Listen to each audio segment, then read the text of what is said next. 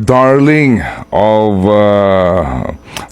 or sweetheart of Asia sa usapin ng foreign direct investment. Maraming mga ganun na mga palabok. Talaga namang ang sarap pakinggan nun. Pero sa katotohanan ba, may pag-aaral kayo sa between Asian countries kung ano ang ating estado sa usapin ng FDIs sa kanilang bansa at sa atin?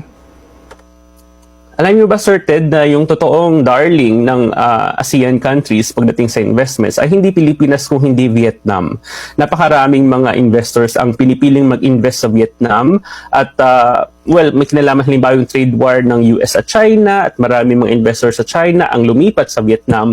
Pero dapat nating suriin bakit sila pupunta sa Vietnam at hindi sa Pilipinas. At isa sa mga pinaka-importanting dahilan ay mas bukas sila sa mga investments galing abroad at mas stable din yung kalagayan ng kanilang ekonomiya, hindi ganoon kataas ang uncertainties. Kaya naman actually halimbawa maraming sa mga pinakamalalaking kumpanya ng mundo, halimbawa even yung Apple ay meron silang manufacturing capabilities sa Vietnam. At kailangan nating tanungin bakit hindi dito sa Pilipinas ang Apple halimbawa, bakit wala silang presence dito. This is not to say na walang nag-i-invest. Meron namang mga nag-i-invest pa konti-konti. Halimbawa yung Dyson, halimbawa lumalabas na yung kanilang research facility ay tinatayo dito sa Pilipinas.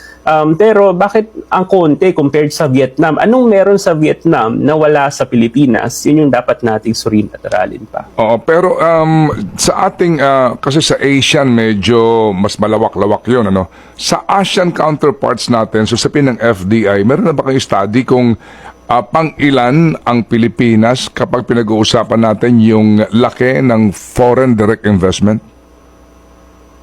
Hindi ko pa nakita yung latest na datos siya, Sir Ted, pero I think definitely Vietnam ay nasa top ng list. Ang Indonesia din ay isa din sa mga major attractors ng investments sa ASEAN.